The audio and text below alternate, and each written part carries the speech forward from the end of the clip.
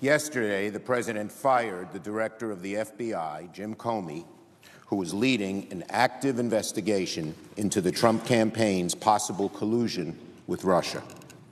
The President provided no reasoning for the firing other than he had the recommendation of his Attorney General, who has already had to recuse himself from the Russia investigation for being too close to the President, and his Deputy Attorney General, Rod Rosenstein. Mr. President, there is little reason to think that Mr. Rosenstein's letter is the true reason that President Trump fired Director Comey. Why? Because if the administration truly had objections to the way Director Comey handled the Clinton investigation, they would have had them the minute the President got into office. But he didn't fire Director Comey then. The question is, why did it happen last night? We know Director Comey was leading an investigation in whether the Trump campaign colluded with the Russians, a serious offense.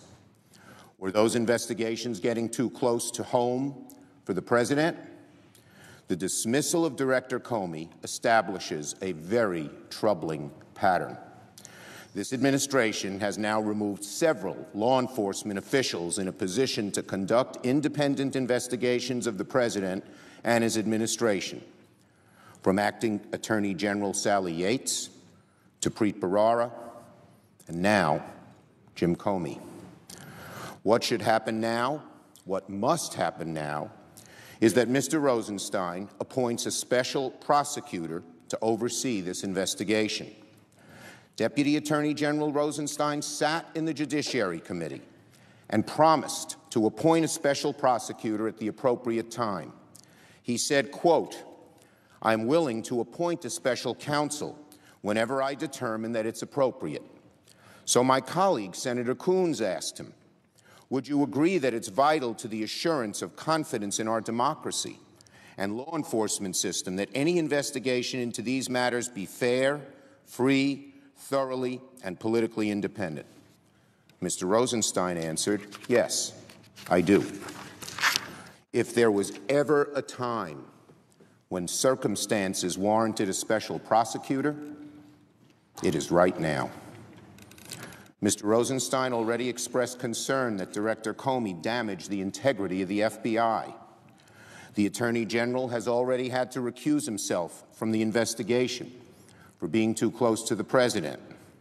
If Mr. Rosenstein is true to his word, that he believes this investigation must be, quote, fair, free, thorough, and politically independent, if he believes, as I do, that the American people must be able to have faith in the impartiality of this investigation, he must appoint a special prosecutor and get his investigation out of the hands of the FBI and far away from the heavy hand of this administration. Mr. Rosenstein has the authority to appoint a special prosecutor right now. He needs no congressional authorization. This would simply be a step that he could take, as outlined in the Department of Justice guidelines and in a law passed after Watergate, to get an independently minded prosecutor who would be insulated from various pressures. A special prosecutor is not subject to day-to-day supervision by the Attorney General or anyone else at the Justice Department. That means the special prosecutor would have much greater latitude in who he can subpoena, which questions they ask, how to conduct an investigation. The special prosecutor can only be removed for good cause, such as misconduct, not to quash the investigation. Third, there is built-in congressional oversight. Congress is notified whenever a special counsel is appointed, removed, or finished with the investigation. The appointment of a special prosecutor would be a welcome step in the right direction, but it is not the only action that should be taken. There are a great many outstanding questions about the circumstances of Director Comey's dismissal, the status of the executive branch investigation into the Trump campaign ties to Russia, and what the future holds for these investigations. So I will be requesting that the Majority Leader call a closed and, if necessary, classified session all senators briefing. I will be requesting that the Majority Leader call a closed and, if necessary, classified all senators briefing with the Attorney General and the Deputy Attorney General separately, at which they can be asked questions. Some of the questions. Why was Attorney General Sessions, who had recused himself from the Russia investigations, able to influence the firing of the man conducting the Russia investigation?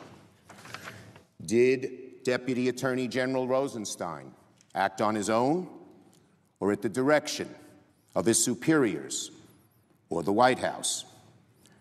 Are reports that the President has been searching for a rationale to fire the FBI director for weeks true? Was Director Comey's investigation making significant progress in a direction that would cause political damage for the White House? Why didn't the President wait for the Inspector General's investigation into Director Comey's handling of the Clinton email investigation to conclude before making his decision to fire him?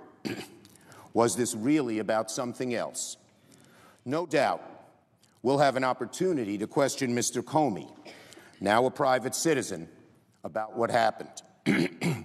But we need to hear from this administration and about what happened and why, and what is going to happen next. And that is why, again, I am requesting that the Majority Leader call a closed and, if necessary, classified all sessions briefing with the Attorney General and the Deputy Attorney General separately, at which they can be asked these questions. I hope the Majority Leader agrees with me that we need to get to the bottom of this and get a handle on all the facts so that we can grapple with him. I remind him and my Republican friends that nothing less is at stake than the American people's faith in our criminal justice system and the integrity of the executive branch of our government. I yield the floor.